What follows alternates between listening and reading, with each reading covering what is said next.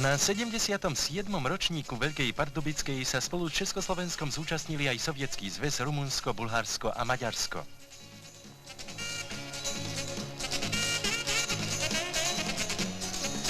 Na 7-kilometrovej trati s 31 prekážkami značne zriedli rady jazdcov a medzi nimi práve favoritov, takže nakoniec z 21 štartujúcich prišlo do cieľa len 7.